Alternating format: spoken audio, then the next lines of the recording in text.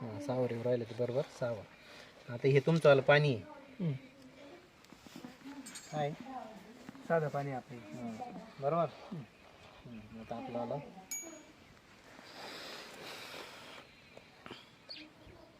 बघितलं काय होऊ राहिलं. पूर्ण पाण्यात पसरू राहिलं ते. तुमचं पाणी कुठे आहे? जागेवर थांबेल.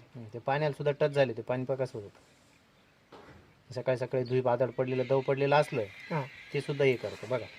पसरलं चिटकलं आता सुकून पण जाईल. म्हणजे त्याला काय म्हणतो आपण पेनिट्रेट होणं. म्हणजे आपल्याला काय वाटतं पावसाळ्या दिवसामध्ये आपण मारून लवकर सुकलं पाहिजे. पाऊस जरी आला तरी धुवून गेलं नाही पाहिजे. पण पावसाळ्यातच नाही इतर वेळेत पण तसंच असतं ते.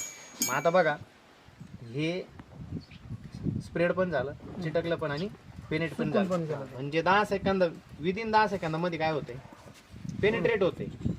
म्हणजे बघा एकच प्रोडक्ट तुमचं इकडे तिने पीएच केला. दुसरं स्टिकर म्हणजे चिटकलं पसरलं बरोबर पेनिट्रेट झालं. सुकू राहिलं का हे पाणी तुमचं तसंच. त्याच्यानंतर ऍक्टिव्हेटरचं काम करतं. म्हणजे ज्यावेळेस तुम्ही याचा स्प्रे करणार आहे मग हे पेनिट्रेट झाल्यावर हे कार्याचं औषधाचं कार्य काय लगेच चालू करणार लगेच ऍक्टिव्ह करण्यासाठी. आणि ऍक्टिव्हेटरचं अजून दुसरं एक असं गोष्ट आहे जेवढे औषध याच्यामध्ये काही काय पेट्रोलियम बेस आहे.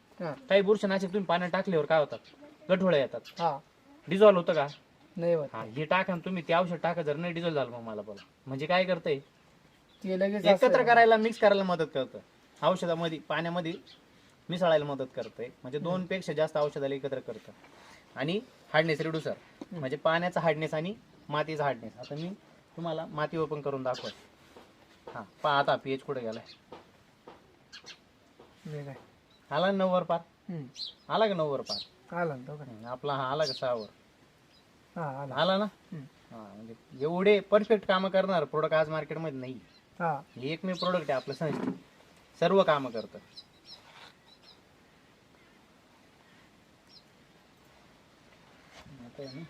माटी आणू का 2 ढेकळा